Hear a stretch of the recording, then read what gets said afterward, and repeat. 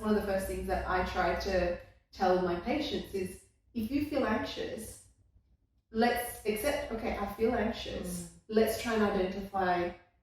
Sometimes it's hard to actually identify that's the feeling. Like, what is the feeling that you're actually feeling? One of the therapy that psychologists and GPs that are trained in mental health they use is called CBT, so cognitive behavioral therapy. So essentially that means your cognition and your behavior it's linked. Okay. So your thoughts, your emotions, your words, your behavior, it's all linked. So if you can change your thoughts, you can't feel emotions, feelings are, you can't. Yeah, it's derivative of the mind, I think, right? Yeah, they come and go. You're not gonna stay anxious all the time, or you're not gonna be sad all the time. But you go through these emotions, and I think it's how you think about it or how you perceive it, and to be able to identify it. It becomes a problem when these emotions are affecting your functioning. So that's how when we're doing assessments on people who come in with mental health concerns, it's not that there's some people there's no diagnosis sometimes, because it's not that there's an actual illness there. It's that you're, like you said, like they've got a headache, and that headache isn't not necessarily a concerning thing, but it's a problem and we need to deal with it. And maybe it's a lack of, because they haven't drunk enough water or they haven't slept well. In the same way, someone's going through a difficult time and they're maybe not paying attention to their mental health. And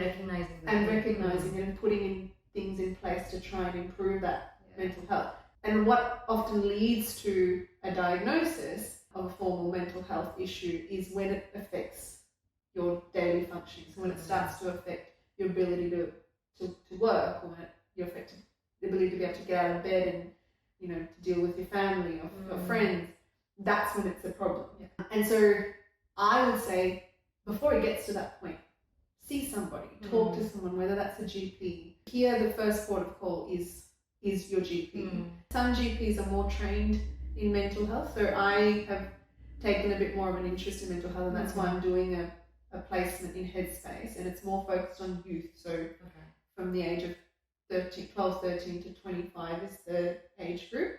And so I'm sort of learning specific skills in that area. Some GPs are not necessarily they haven't done more training in mental health. Part of our general practice training is general mental health as well. So I think start there, and then most GPs will be able to refer you to a psychologist. And I think that's one of the stigma as well, is seeing a psychologist or seeing a therapist is considered as, I'm mad.